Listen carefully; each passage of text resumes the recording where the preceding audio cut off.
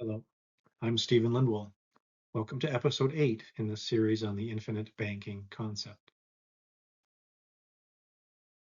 What if the most powerful financial system isn't built just for you, but for your family?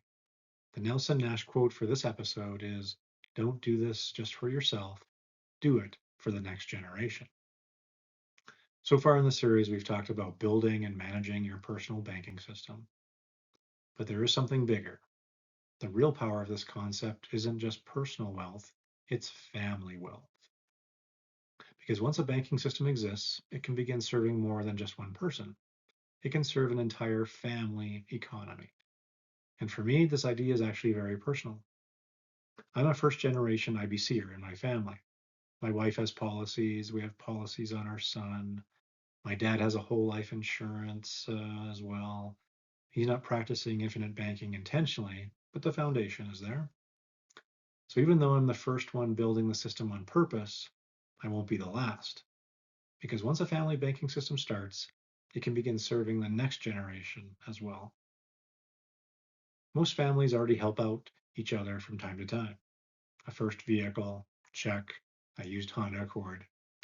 Education, check. An RASP for Mount Royal University. A down payment, maybe someday. But most families don't structure those transfers intentionally. Instead, they rely on outside banks for almost everything. The idea of a family bank is simply this: major life events can be financed inside the family system. Instead of interest flowing to outside institutions, the interest stays within the family economy. Control stays within the family. Liquidity stays within the family. The Forerunner purchase that I've previously mentioned, it wasn't just a transaction. It was the first time our family system actually funded a real life purchase. And that's when the infinite banking concept became real for me. Buying the Forerunner felt very different. Instead of negotiating with the bank, I just had to negotiate with myself. Turns out I'm a much easier banker to deal with. Because instead of emotionally lending, you now have a structured financial system. And structure creates sustainability. But there's something even more important than financial capital: human capital. The greatest investment many families ever make is actually in their people. Education, skills, personal development. A family banking system allows capital to support those opportunities.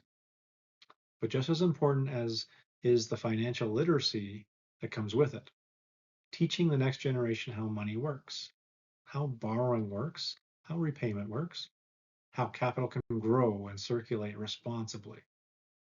And for me, that's one of the most meaningful parts of this journey. My son is growing up in a household where money isn't just spent, it's stewarded, where financial decisions are discussed openly, where capital has a purpose, because the goal isn't just to pass down money, the goal is to pass down financial understanding. The best investment many families ever make is the one that eventually asks to borrow the car. This leads to the idea of intergenerational banking. Most families transfer wealth only once. Assets accumulate during one lifetime, and then they're distributed when someone passes away. But a family banking system works differently. Instead of wealth transferring once, capital can circulate across generations. In my own family, I'm the first generation practicing IBC intentionally. But because we have policies in place, the next generation won't be starting from zero. They'll be starting from strength. Instead of building a financial foundation from scratch, they'll inherit a system that's already functioning. So reflect on this. Is your financial system working for you, or are you working for it? Many families pass down heirlooms: a watch, some jewelry, maybe a cottage, but very few families pass down a banking system. And yet, that might be the one that most power might, that might be just one of the most powerful legacies a family could ever create. Let me leave you with two questions to think about. First, if your family already helps out each other financially from time to time, what would happen if that process became intentional and structured? And second, what opportunities might exist if future generations started with access to capital instead of starting from zero? Just something to consider. Today, we explored the idea of the family bank, a system where capital, opportunity, and responsibility can circulate across generations.